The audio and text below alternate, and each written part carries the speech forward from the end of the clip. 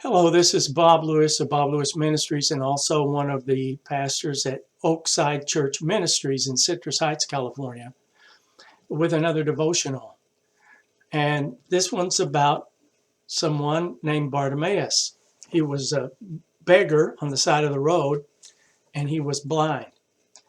And we find in Mark, the 10th chapter, verse 46, the beginning of this story. And I want to read it to you. Then they came to Jericho. As Jesus and his disciples, together with a large crowd, were leaving the city, a blind man, Bartimaeus, which means son of Timaeus, was sitting by the roadside begging. When he heard that it was Jesus of Nazareth, he began to shout, "Jesus, son of David, have mercy on me." Many rebuked him and told him to be quiet. But he shouted all the more, "Son of David, have mercy on me." Jesus stopped and said, "Call him."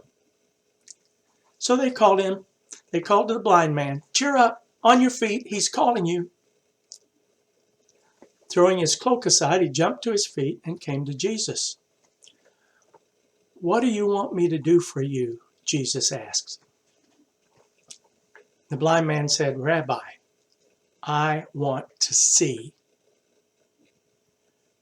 "Go," said Jesus, "your faith has healed you." Immediately he received his sight and followed Jesus along the road. One of the days that Bartimaeus lived, to be blind was to be a beggar. They didn't have any kind of government system that I know of assistance in the Roman Empire. Perhaps if they did, I haven't learned about it. And so he was reduced to begging. And that happened to a lot of people in this day. And as Jesus was walking along, it's a very simple story, he began crying out for Jesus. And he knew what he wanted when he got to Jesus. He knew he wanted to see. Because of his faith, he was healed. And he began following Jesus. Now, in the day that Jesus was on the earth, there was a lot of poverty. There's always been poverty, but there were a lot of beggars along the road, and they were on a main thoroughfare, the road from Jericho to Jerusalem. It was one of the main roads in that day, and so he had a good spot, and many of the people knew him. He'd been there for some time, and so Jesus was on his way to face the cross, and he was passing through from his ministry up further north through the city of Jericho. And people were crowded around him. He was a celebrity in those days because of all of the miracles he did and because of the expectations of the people for a deliverer, thinking a deliverer from the Roman yoke. So not many of them thought about the spiritual need for delivery. But Bartimaeus, I think, must have. He must have known that Jesus was a person who could free him from his sin and even free him from not only his spiritual blindness, but his physical blindness. Now, in so many of the stories in the Bible, in fact, in most of them, there's what one set of pastors in a Bible study that was and still is going on, and you can buy it and do it in your church. They termed it the lower story and the upper story. But what most of us say is that the Bible gives the actual historical facts of what happened. The Bible is historically accurate. It's never been proven not to be. And yet, it was written in such a way that in a way it was sort of like a code. It had this historical fact that was like a parable. It had a hidden meaning. It had a meaning beyond the facts, that they were told in such a way as to convey these truths about human life and God and the need that we as humans have for God. And they all pointed to the event of Jesus Christ. So here we have a picture looking at this upper story.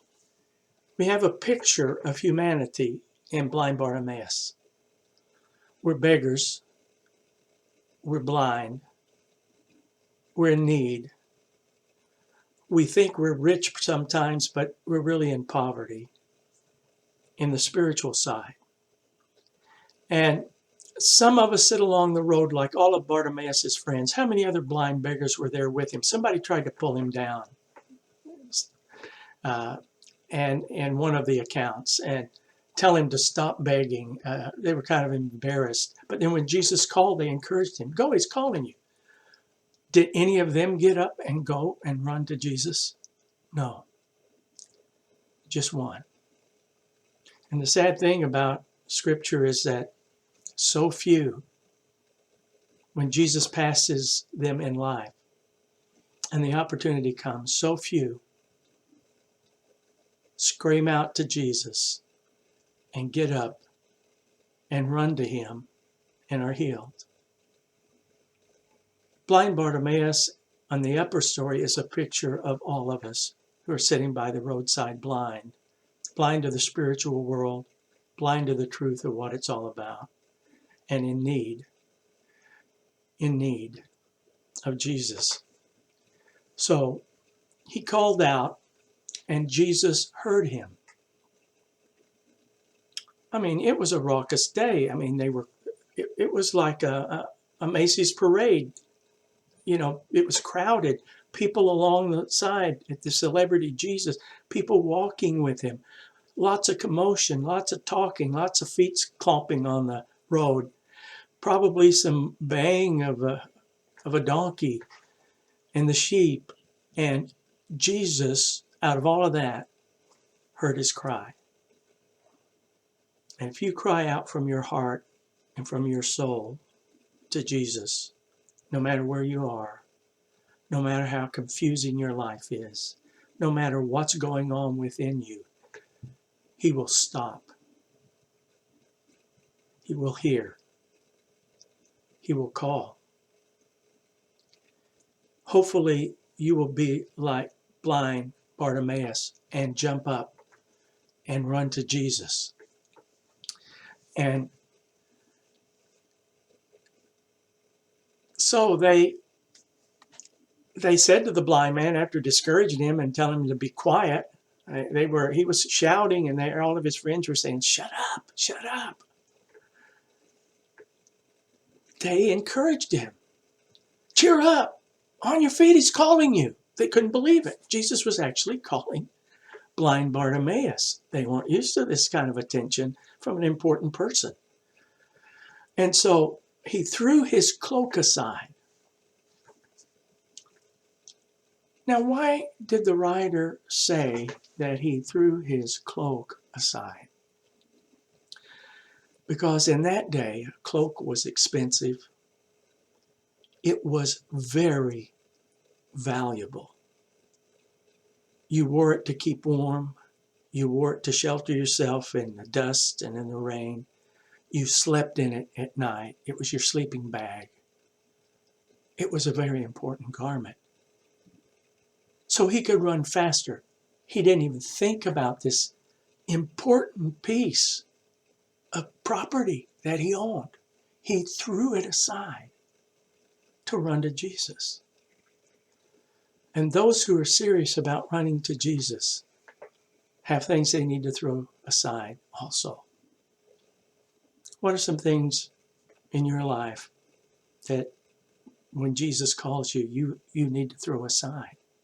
No matter how valuable, no matter how useful to you they are in your present condition, if they are hampering you from coming to Jesus, will you throw them aside? If you believe and love Jesus enough, yes, you will. And so here he comes, people helping him find his way because he's blind.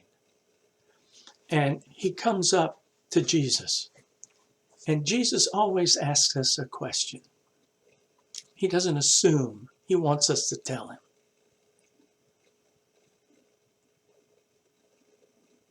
What do you want me to do for you? Jesus will ask you that, and to many of you, he has asked you that. What do you want me to do for you? Jesus is calling. He's always calling. He's always asking us fresh every morning. What do you want me to do for you? And so he answered him very concisely. Teacher, master, rabbi, I want to see.